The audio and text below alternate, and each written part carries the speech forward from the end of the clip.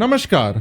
आपने काली गाड़ी देखी होगी, काले जानवर देखे होंगे, काले कपड़े पहने होंगे और शायद काले कानून भी सुने हो। आज ऐसे ही एक काले कानून की बात करेंगे हम। और यह कानून इतना काला है कि हम ढूंढ ढूंढ के थक गए कि शायद कहीं कुछ थोड़ा सा ही सही इस कानून में सफेद दिख जाए। लेकिन मजाल है, यह कानून तो इतना काला है कि शायद ब्लैक होल भी इसके सामने शर्मा जाए।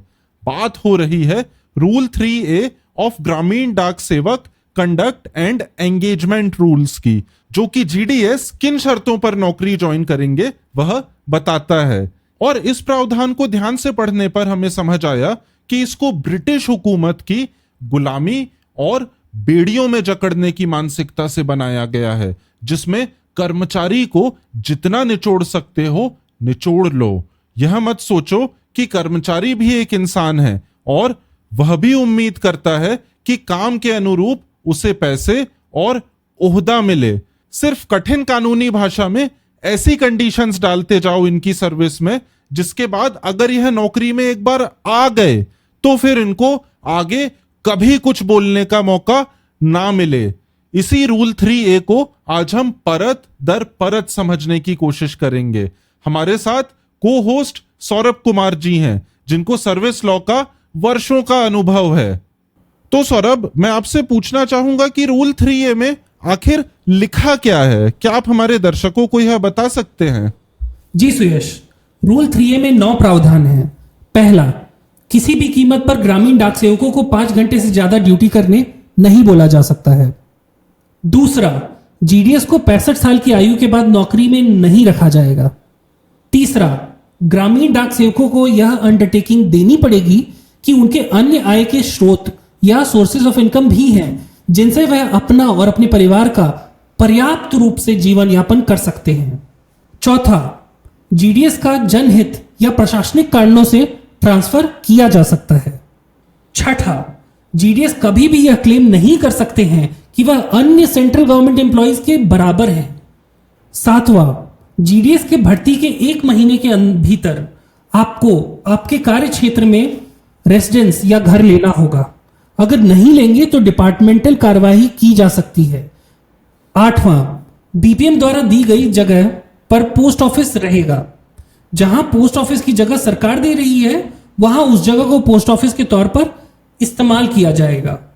और अंतिम प्रावधान कहता है कि जीडीएस को एक साथ कई ड्यूटी दी जा सकती है। यह तो बात हो गई रूल 3A में लिखा क्या है, और देखा जाए तो इसमें काफी विचित्र और अनूठी बातें लिखी गई हैं, जो सामान्यतः अन्य सर्विस रूल्स में देखने को नहीं मिलती हैं। साथ में हमें कमेंट्स में यह भी पढ़ने मिल रहा है कि रूल 3A से जीडीएस कैडर बिल्कुल संतुष्ट नहीं है। इसलिए सुयश, मैं आपसे यह पूछना चाहूंगा कि अगर रूल 3A को एक काला कानून या ड्रैकोनियन कानून बोला जा सकता है क्या? तो सौरभ, रूल 3A को काला कानून बोला जा सकता है कि नहीं, इसके पहले हमें यह समझना होगा कि काला कानून आखिर होता क्या है। काला कानून वह कानून होता है जिससे कि आप किसी के अधिकारों को छीनते हैं। सामान्यतः कोई भी कानून आपके अधिकारों को देने के लिए बनाया जाता है, लेकिन वह कानून जो आपके अधिकारों को एक गलत तरीके से छीनते हैं, उनको काला कानून या एक ड्रैकोनियन कानून बोला जा सकता है। सो क्या 3A एक काला कानून है? अगला प्रश्न यह उठता है। बिल्कुल, यह एक काला कानून बोला जा सकता है, क्योंकि इस रूल 3A में ऐसी चीजें लिखी हुई हैं जिससे कि जो जीडीएस कैडर है उसके सारे के सारे जो अधिकार हैं जो एक बाकी सिविल सर्वेंट को मिलते हैं, वो छीने जा रहे हैं। उनको बोला जा रहा है कि आप इस तरीके की बातें कर ही नहीं सकते हो। सो इन दैट सेंस मुझे लगता है कि ये बिल्कुल ये एक काला कानून है, और यह एक सुनियोजित साजिश की तरह है जो सरकार दर सरकार चलते आया है। ऐसा नहीं है कि इस सरकार ने ऐसा करा है, रूल 3A तो पहले से है। सो हमें पुरानी सरकारों को भी इसके लिए इक्वली ब्लेम करना पड़ेगा, इस तरीके की कोअर्सिव और इस तरीके की ड्रैकोनियन प्रैक्टिसेस को कंटिन्यू करने के लिए। अब इसके साथ एक नेक्स्ट लॉजिकल क्वेश्चन यह उठता है कि क्या रूल 3A असंवैधानिक या अनकॉन्स्टिट्यूशनल बोला जा सकता है? इसको लेके क्या आप हमारे दर्शकों को कुछ संविधान के प्रोविजंस बता सकते हैं जो इससे रिलेटेड हों? जी सुयश, बिल्कुल ये सवाल बहुत स्वाभाविक है कि जब इतना घटिया कानून है तो वो हमारे कानून की किताबों में है ही क्यों, क्यों हमारी वो रूल बुक है।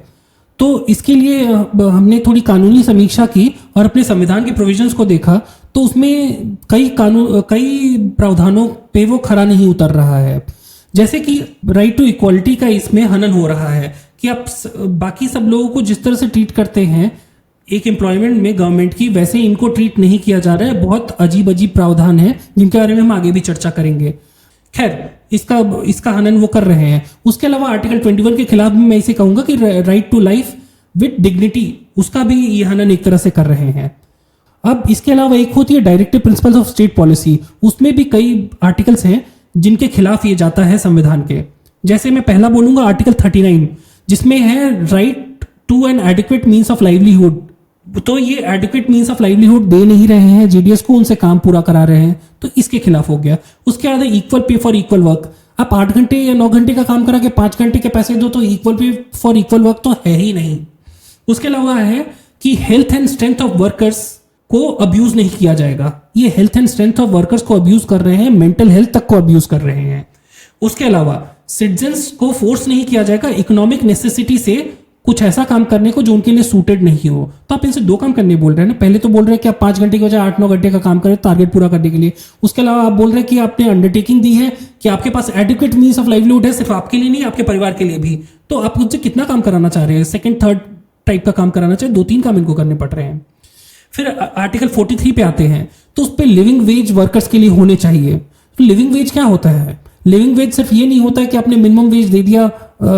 सुप्रीम कोर्ट कहता है कि मिनिमम वेज ही लिविंग वेज नहीं होता, लिविंग वेज में आपको और चीजें भी देनी चाहिए, जो कि इसी आर्टिकल में वापस लिखा हुआ है कि इसमें आपको कंडीशंस होने चाहिए, वर्क के कंडीशंस आपके ऐसे होने चाहिए कि जो आपको डिसेंट स्टैंडर्ड ऑफ लाइफ मिले आपको और आपके परिवार को, और आप पूरी तरह से एंजॉय कर पाएं, आराम भी कर पाएं, आप सोशल और कल्चरल अपॉर्चुनिटीज में भी पार्टिसिपेट कर पाएं। तो जैसे कि आप सिनेमा देखने भी जा पाए महीने में 1-2 बार, ये सब चीजें भी इंश्योर करनी चाहिए। वो क्लियरली इसमें नहीं है, बहुत चंद पैसों के लिए इनको रखा हुआ है और काम इनसे सारा करा रहे हैं। इसके बाद में अगला सवाल आपसे पूछ रहा हूँ सुयश, कि क्या जो डिपार्टमेंट पे या स्टेट पे कुछ नेगेटिव ड्यूटीज भी हैं बिकॉज ऑफ रूल 3A? क्योंकि रूल 3A हम इस तरह से देख रहे हैं कि सारी ड्यूटीज सारी चीजें इंपोज की गई हैं इन पे, परंतु उसका दूसरा सिरा होता है कि स्टेट की भी कुछ उसमें नेगेटिव ड्यूटीज होती हैं क्या? ये मैं आपसे पूछना चाहता हूँ। जी सौरभ, और इसके लिए भी मैं पहले ये बताना चाहूंगा अपने दर्शकों को कि नेगेटिव ड्यूटी का आखिर मतलब क्या होता है। हमारे संविधान में 2 प्रकार की ड्यूटीज सरकार के ऊपर डाली गई हैं, negative duty and positive duty. जो हमारे मौलिक अधिकार हैं, फंडामेंटल राइट्स हैं, उनका सरकार हनन नहीं कर सकती है। ये सरकार के ऊपर एक नेगेटिव ड्यूटी है, मतलब ये काम सरकार नहीं कर सकती है, प्रतिबंध लगाया गया है हमारे संविधान के द्वारा।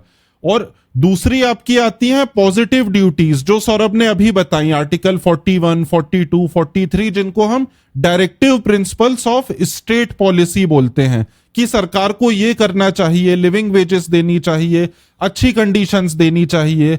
So this is what is meant by negative and positive duty. अब हम रूल 3A की बात करेंगे तो इसमें भी एक नेगेटिव ड्यूटी सरकार के ऊपर दी गई है। इसमें लिखा है कि सरकार 5 घंटे से ज्यादा काम करने को नहीं बोल सकती है। इसमें यह नहीं लिखा है कि कोई भी कर्मचारी को 5 घंटे से ज्यादा काम नहीं करना है, बल्कि एक जिम्मेदारी सरकार के ऊपर डाली गई है कि आप किसी भी कर्मचारी को 5 घंटे से ज्यादा काम करने को नहीं बोल सकते हैं। सो अगर आपको कोई भी अफसर 5 घंटे से ज्यादा काम करने के लिए बोल रहा है तो वो घोर उल्लंघन, घोर वॉयलेशन रूल 3A का कर रहा है। अब रूल 3A भले जैसा भी हो, लेकिन उसका भी वॉयलेशन हो रहा है। रूल 3A भी प्रॉपर पर्सपेक्टिव में फॉलो नहीं किया जा रहा है। So that is all I wanted to add in this. इसके साथ साथ सौरभ, मैं आपसे पूछना चाहूंगा कि हम एक रूल 28 भी देख रहे थे इन सर्विस रूल्स में, और उसमें हमने देखा कि किसी भी प्रकार से कोई जीडीएस कर्मचारी प्रेस में कोई भी बड़े मुद्दों को नहीं उठा सकता है अपने एम्प्लॉयमेंट वगैरह से रिलेटेड। हालांकि अगर उसकी खुद की नौकरी जाती है तो फिर वो अपने इंडिविजुअल कॉज के लिए जा सकता है, लेकिन वो एक ग्रुप कॉज के लिए नहीं जा सकता है। और ऐसा हमें बाकी सरकारी नौकरियों के संदर्भ में क्या देखने मिलता है, और अगर देखने मिलता है तो ये कितना सही लगता है आपको प्रोविजन?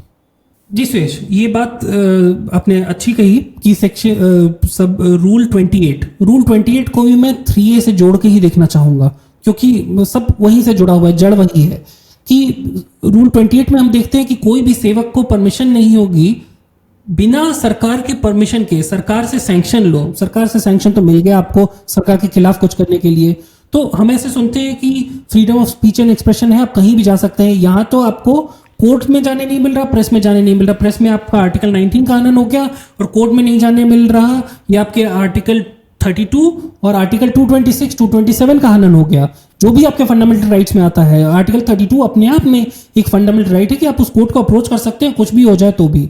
लेकिन ये जो रूल 28 है, ये प्रोविजन जो है कि आप अपने सरकार की किसी भी एक्ट के खिलाफ नहीं जाएंगे कोर्ट में या प्रेस में, ये हमें देखने मिलता है civil services of the union में, और जो सेंट्रल गवर्नमेंट एम्प्लॉइज होते हैं उनके ऊपर इम्पोज किया जाता है। और वहां पे मुझे वो फेयर लगता है, क्योंकि उनके साथ उनको ये जो रिस्पॉन्सिबिलिटी दी जाती है उसके साथ ही इनको बहुत बड़ी पावर भी दी जाती है, और उनको उसके पर्क्स भी मिलते हैं, और उनको सारी सुविधाएं मिलती हैं, हक भी होते हैं। उसके बाद उन पे एक चीज इंपोज की जाती है तो वो बैलेंस लगता है। यहाँ पे क्या हो रहा है कि जीडीएस एम्प्लॉयज को आप कुछ हक नहीं दे रहे, कुछ पावर नहीं दे रहे, उनको सब चीजों से वंचित आपने रखा है, और उसके ऊपर आप इन पे ये कंडीशन भी इंपोज कर दे रहे हैं। तो जीडीएस करेगा क्या? ये कोर्ट नहीं जा सकता, ये प्रेस के पास नहीं जा सकता, उसके लिए आप प्रायर सैंक्शन लाइए गवर्नमेंट से। आप जाइए सैंक्शन लेने गवर्नमेंट से, क्या पता आपको मेमो इश्यू हो जाए। और इस तरह के और भी 22, 23, 24 में भी देखेंगे उस तरह के प्रोविजंस हैं। तो वो प्रोविजंस तब अच्छे लगते हैं जब आप इनको कोई हक दो। जब आपने इनको कोई हक नहीं दिया है तो ये प्रोविजंस का मुझे कोई बहुत तुक समझ में नहीं आता है। अब इसके बाद अगला सवाल मेरा जो आपसे है, एक अंडरटेकिंग भी हमने देखी इसमें जो काफी विवादित है। तो ये अंडरटेकिंग आपको क्या लगता है, वॉलंटरली देते हैं जीडीएस या फिर ये कोर्सिव है नेचर में? जी, ये बिल्कुल भी वॉलेंटरीली तो नहीं देते हैं। आपने जैसा पॉइंट आउट करा, ये डेफिनेटली मैंडेटरी है। ये एक तरीके से आपके ऊपर एक थोपा गया है कि आपको ये स्वीकार करना है कि आपके अदर सोर्सेज ऑफ इनकम है जो कि एडिक्वेट है, जो कि पर्याप्त हैं आपके और आपके परिवार के जीवन यापन के लिए।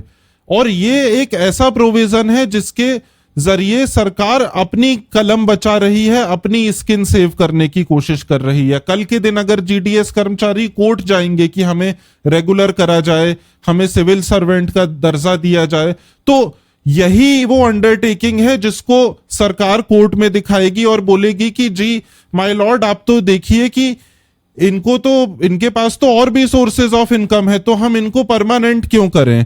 ये सिर्फ और सिर्फ इसीलिए मुझे लगता है करा गया है, इस तरीके की कोअर्सिव कंडीशन डाली गई है। डेफिनेटली ये कोअर्सिव है और कहीं ना कहीं इसका कोई भी सर्विस से लेना देना नहीं है। ये सिर्फ इसीलिए करा गया है कि कल के दिन जीडीएस अपना हक ना मांग सके। लेकिन फिर भी अगर कोई भी कोर्ट इस प्रोविजन को देखेगी तो आज के युग में कोर्ट्स भी एक्सेप्ट नहीं करेंगी इस चीज को, जब उनको पूरी इस प्रकार की पिक्चर समझ में आएगी किस तरीके से एक सुनियोजित ढंग से सारे अधिकार छीने जा रहे हैं जीडीएस कर्मचारियों के। तो सौरभ, इसमें मैं देख रहा था कि ट्रांसफर को लेके भी कुछ चीजें कही गई हैं रूल 3A में। तो क्या ट्रांसफर से का आपके एम्प्लॉयमेंट से कुछ लेना देना है, सॉरी जो अदर सोर्सेज ऑफ इनकम है उससे कुछ लेना देना है? आपको क्या लगता है? जी सुयश, ये भी वो अंडरटेकिंग से जुड़ी हुई बात ही है एक तरह से देखें तो, क्योंकि आप ट्रांसफर करने का हक दे रहे हैं और उसमें आप जीडीएस की बात नहीं समझ रहे हैं। आपको एडमिनिस्ट्रेटिव कन्वीनियंस के लिए और ये विजिलेंस के रीजन से और पब्लिक इंटरेस्ट में आप ट्रांसफर कर सकते हैं जीडीएस को। बट आपने अंडरटेकिंग उनसे किस चीज के लिए? अंडरटेकिंग आपने ली है कि आपके पास एक लाइवलीहुड है जो आपके नहीं, आपके परिवार के लिए भी बेयर मिनिमम नहीं, पर्याप्त है, सफिशिएंट है। तो मतलब ये जो इनकम है ये तो एक्स्ट्रा है। अब क्या है कि जो वहां पे काम कर रहा है उसने अंडरटेकिंग दे दी जीडीएस एम्प्लॉय ने। अब आप उसको वहां पे वो काम कर रहा है, मान लीजिए वो कोई छोटा सा दुकान चलाता है, वो कोई टेलर है, वो मछली पालन करता है, कोई भी काम कर रहा है। सब चीजों में अगर आप देखेंगे तो आपका ट्रांसफर जब हो जाएगा तो आपका सोर्स ऑफ इनकम तो गया ना वो। आपको वहां पे जो आप लाइवलीहुड था, आपका सोर्स ऑफ इनकम जो आपके पास एक्स्ट्रा था ऑफिशियल तौर पे, वो आपका चला गया। आपके कस्टमर तो नहीं आपके साथ ट्रांसफर हो रहे, आपका जो वहां काम करने का दुकान है, शॉप है, वो भी आपके साथ ट्रांसफर नहीं हो रहा है, लेकिन अंडरटेकिंग आपने दे रखी है। अगर इस बात की आप शिकायत करेंगे तो बोलेगी कि देखो तो तुम्हारी अंडरटेकिंग तुमने दे रखी है, अंडरटेकिंग गलत हो जाएगी तो हमको आपको मेमो इशू करना पड़ेगा। तो दोनों तरफ से ये फंस जाते हैं। तो ये बहुत बहुत गलत प्रोविजन है, इसको तो बदल ही देना चाहिए। और ये संवैधानिक मूल्यों पे बिल्कुल खरा नहीं उतरता है।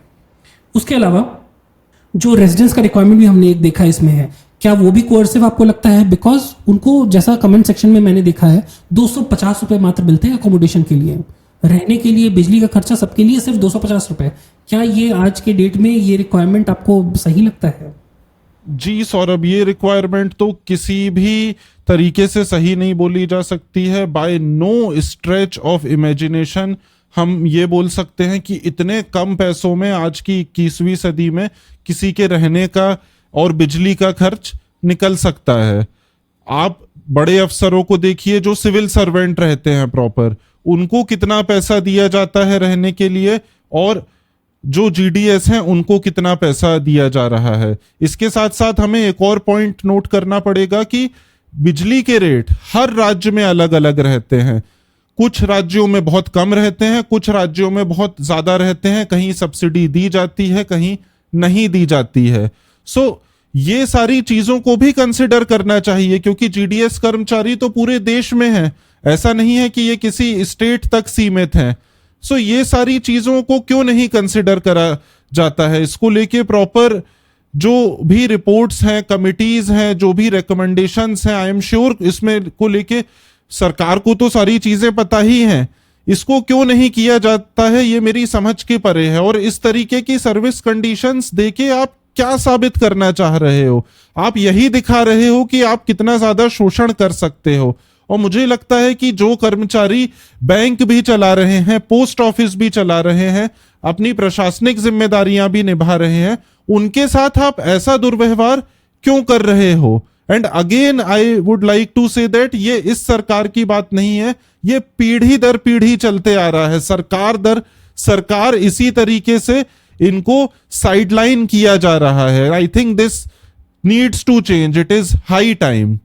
अब इसी से संबंधित सौरभ, मैं आपसे एक ये भी चीज पूछना चाहूंगा और मैं अपने दर्शकों से भी पूछना चाहूंगा कि गेस्ट हाउसेज और सर्किट हाउसेज में बाकी सरकारी कर्मचारी जो रेगुलर रहते हैं वो रुक सकते हैं, वो जाते हैं ऑफिशियल कामों के लिए, कई बार अपने परिवार के साथ भी रुक जाते हैं, ट्रांसफर होता है तब कुछ दिन वहां पे रह लेते हैं। तो क्या जीडीएस कर्मचारी इन सरकारी गेस्ट हाउस और सर्किट हाउस में रुक सकते हैं? मैं आपसे भी पूछ रहा हूं और अपने दर्शकों से भी पूछ रहा हूं। जी बिल्कुल बिल्कुल नहीं रुक सकते। मुझे तो यही लगता है बिल्कुल उन्हें नहीं रुक सकते, और इसीलिए इन्होंने जीडीएस को सिविल सर्विस ऑफ यूनियन से बाहर रखा है और उनको सेंट्रल गवर्नमेंट एम्प्लॉयज का दर्जा ना मिलने, ना उसकी मांग करने के लिए उनको एलिजिबल माना है। तभी, क्योंकि बाकी अफसर तो अपना रुक जाते हैं आराम से, गवर्नमेंट गेस्ट हाउस और सर्किट हाउस जैसा आपने बताया, और लेकिन जीडीएस को ये सुविधा नहीं है, कोई रूरल गेस्ट हाउस उनका होता हो या कहाँ वो रुक पाए, ऐसा कुछ नहीं है। बाकी तो बेहतर तो प्रैक्टिकल बातें तो हमारे दर्शक ही बता पाएंगे, वो कमेंट सेक्शन में बता सकते हैं हम। इसके अलावा एक और सवाल जो उठता है, रूल 3A में हमने सब रूल 7 देखा, उसमें ऐसा इंप्रेशन मुझे लगा कि बीपीएम जो है उसको अकोमोडेशन पोस्ट ऑफिस के लिए प्रोवाइड करनी पड़ सकती है, जहां पे सरकार नहीं प्रोवाइड कर सकती है। तो क्या आपकी भी यही समझ है? जी, मुझे भी बड़ा अजीब सा प्रोविजन लगा कि आप ये लिख रहे हो कि branch post master accommodation post office को प्रोवाइड करेगा। ये तो मुझे बहुत ही अजीब सी बात लगी। तो मैं अगेन अपने दर्शकों से पूछना चाहूंगा कि जो पोस्ट ऑफिस रहता है वो कौन प्रोवाइड करता है? वो सरकार प्रोवाइड करती है कि आप अपनी जगह को पोस्ट ऑफिस बना देते हैं? ये हमें भी इस बात को लेके कंफ्यूजन है, क्योंकि रूल 3A में बिल्कुल स्पष्ट नहीं हो पा रही है ये चीज। उसमें हालांकि ये लिखा है कि जहां सरकार दे रही है वहां सरकार की जो जगह दी गई है वो मान्य रहेगी, बट उसके अलावा क्या स्थिति है ये प्लीज हमें कमेंट सेक्शन में जरूर बताइएगा। अब इसके साथ सौरभ, मैं आपसे एक ये भी सवाल पूछना चाहूंगा कि combination of duties term use करा गया है। इस प्रोविजन में। सो कॉम्बिनेशन ऑफ ड्यूटीज से आप क्या समझते हैं, और इसका क्या ये मतलब है कि अलग अलग प्रकार की जिम्मेदारियां जीडीएस को दी जा सकती हैं, और क्या ये बाकी सरकारी कर्मचारियों के लिए भी इसी प्रकार के प्रावधान होते हैं या नहीं होते हैं? जी सुरेश, ये सब रूल 9 की आप बात कर रहे हैं जिसमें combination of duties of a सेवक शैल बी परमिसेबल। तो इसमें इन्होंने किया क्या है कि आप सही कह रहे हैं कि ये आपको 2-3 रिस्पॉन्सिबिलिटी दे सकते हैं, 2-3 पोस्ट की रिस्पॉन्सिबिलिटी दे देंगे, सैलरी एक ही देंगे, और आपको उसके यहाँ कॉम्बिनेशन ऑफ ड्यूटीज देंगे, कोई राइट्स नहीं देंगे। ऐसा नहीं कि आप 3 लोगों का काम कर रहे हैं तो आपको थोड़ा तो कुछ अलाउंस दे दें एक्स्ट्रा, नहीं, उनको सिर्फ और सिर्फ ड्यूटी दिया गया। यही हम लगातार देखते आ रहे हैं कि सिर्फ ड्यूटी दे दो इनको, इनसे बैंक का भी काम करा लो, इनसे पोस्ट ऑफिस का काम करा लो, इनसे डिलीवरी भी करवा दो, और इनसे अकाउंट भी खुलवा दो। तो ये तो नहीं कहा गया कि आप सीधे बैंक चला रहे हैं, इंडिया पोस्ट पेमेंट बैंक यही लोग चला रहे हैं, और ये बैंक चलाते हैं तो इनको बैंक मैनेजर का तो छोड़िए, आपको बैंक क्लर्क को जो मिलता है वो भी आप इनको नहीं दे रहे हैं। तो इनका तो जितना शोषण कर लीजिए उतना कम है, मुझे तो यही दिख रहा है। बाकी तो राम भरोसे सारा सिस्टम चल रहा है, होपफुली कुछ आगे इम्प्रूव हो, नहीं तो कोर्ट्स में इन सब प्रोविजंस को चैलेंज होना चाहिए, क्योंकि मुझे सारे के सारे अनकॉन्स्टिट्यूशनल लग रहे हैं। इनमें मैं ढूंढना चाहूँ कि कौन सा प्रोविजन है जो कि थोड़ा वैलिड है, थोड़ा अच्छा लगे, कि कॉन्स्टिट्यूशन पे की कसौटी पे खरा उतरे, तो मुझे एक भी प्रोविजन नहीं दिख रहा। कैसे इन्होंने बनाया है चुन चुन के कि हर प्रोविजन ही गैर असंवैधानिक दिख रहा है। इसी के साथ मैं अपनी बात समाप्त करूंगा। बिल्कुल। अब आप दर्शकों को कुछ और कहना चाहें सुरेश तो कह सकते हैं।